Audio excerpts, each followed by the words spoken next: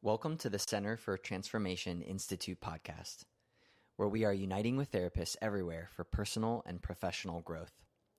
Your journey starts here at the place therapists grow. So when it comes to addiction, I think as a mental health professional, I think back to before I had my education and experience in this way. As a young person, a young adult, I was an educator before I did this. I taught high school English. There was a sense of not really understanding addiction, right? And thinking that was something maybe more rare in our culture, and something, I think alcoholism is something that we're all very familiar with, and drug addiction, that people have addiction to these things. And I remember hearing, even before being a therapist, that the disease model, that addiction is a disease, and it really, we know it takes people's lives from them, but almost thinking of it like even a moral issue. I believe as a young person, I didn't really understand. Maybe I didn't give enough thought to it, but I know that now that I am a therapist and I work with people who have addictions, and I look at my own compulsivities, I see addiction through a totally different realm.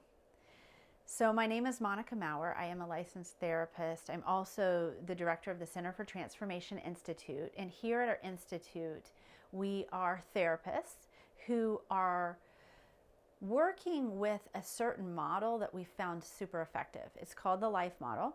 The life model has been around for many decades, but we've found it somewhere here in the last 10 or so years, and have applied it to our lives personally, and we found it super effective for our lives professionally. So we've actually petitioned the parent organization Life Model Works for the rights to write a continuing education curriculum for therapists. So we're working on getting that approved with NBCC so that we can actually offer those credits.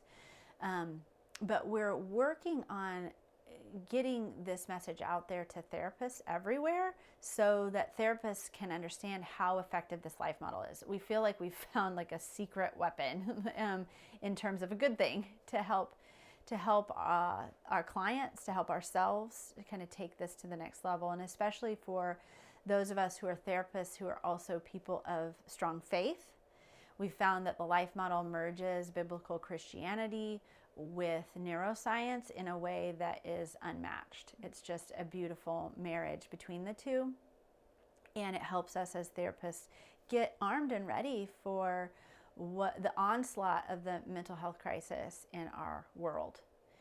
So one of the concepts that the life model presents in terms of addiction is the concept of BEEPS. And so Ed Curry, who is one of the life model authors, has coined this analogy, this acronym, BEEPS: behaviors, experiences, events, people, and substances. So I love that term BEEPS because it kind of gives you that sense of, the horn honking or something, that you want to watch out for, beep, beep. But it helps you understand addiction through the lens of it not just being about drugs and alcohol, but it being about anything that prevents you from having true joy. So in Life Model, we talk about true joys and pseudo-joys. Pseudo-joys still give you a dopamine release, so it's a false joy, where true joy gives you a true joy that then satiates your soul, right? And joy means, and Life Model uses the definition, joy means it's good to be together. And we know from Alan Shore's first study on the life brain, what he helped us understand was joy is like the sparkle in someone's eye, right? When you're glad to be together. So joy means, it doesn't mean happiness. It doesn't mean I'm free from trouble. It just means that even in the midst of trouble, I have joyful belonging. I have someone who's glad to be with me, and I can get through anything if somebody's glad to be with me. But pseudo-joy gives me the dopamine release. It just never satiates. So if in BEEPS, behaviors, experiences, events, people, and substances, if any of those things can give me a dopamine release, but not really satisfy my soul, then my brain is going to need more of those things over time, and that's why addiction is progressive. My brain is going to need more of those things over time in order to feel satisfied. So if you start off with a porn addiction that's very not a lot of time that is spent doing that, and you get over time, you're going to need more intensity and more frequency in order to keep that same level of dopamine. And if your life is a low joy life where there's been a lot of traumas or difficulties, where you don't have a lot of connections, maybe you're isolated, maybe there's neglect, maybe there's abuse, then that's going to fuel the fire of the need for that dopamine release. So that's why you're going to need more and more over time. And I think that's what we see with clients who have high level addiction. I know in the CSAT work that I do with the certified sex addiction therapy, I know in that work, what we call it trauma and addiction. It's not unrelated, like you're going to have addiction and trauma together, and it's resolving the trauma that leads to the freedom from the addiction or the BEEP.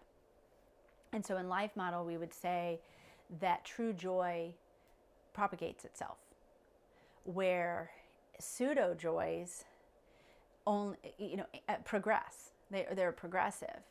And so if true joy propagates itself, that means that when we're in a community, a true joy community, when there's an elder level brain in the room who can actually enjoy someone even in their weakness, that they're beautiful to, they can be enjoyed, that low joy brain is going to feel so satiated and satisfied by that true joy connection that it's going to desire that even more than it desires the pseudo-joy beep that it's been using.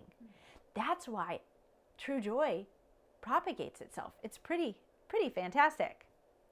So we know that addiction is just a coping mechanism for low joy. That's all it is. It's an inability to find true joy, so you're going to launch that automatic search for relief.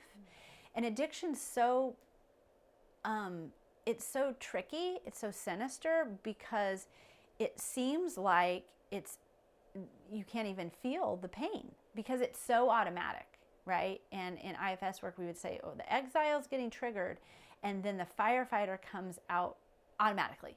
It's just a reflex response. So as soon as I start to feel insecure or whatever, judged, and as soon as I start to feel that pain, I go eat sugar, and then I didn't even know I felt any pain. It was so automatic that I'm just keeping that addiction is just keeping that pain at bay. So a beep is that thing that I'm using to keep my pain at bay. And what we know it's a beep, we know it's addictive when it's increasing, right? When we're watching so much television, we don't sit with ourselves. And when we do just sit with ourselves, that pain comes to the surface. So we know that when we are experiencing beeps in our lives in increasing levels, what's happening is we're not processing our trauma, and we're not able to do what we call in Life Model suffering well. Suffering well means I can feel my pain, but still act like myself. That means I'm not going to take that automatic search for relief route. I'm not going to take the route of the beep. I'm actually going to sit in the pain and learn how to feel it and be okay. It's the middle path. It's the place of learning to feel suffering and be the person I'm designed to be. Live from the front of my brain instead of the back of my brain. Dr. Wilder would say, instead of the back of my brain where I'm thinking about how can I get what I want, which is coping, right? I'm living from the front of my brain, my prefrontal cortex, my identity center, and I'm answering the question, how can I act like myself? Thanks for tuning in to this week's episode of The Place Therapists Grow.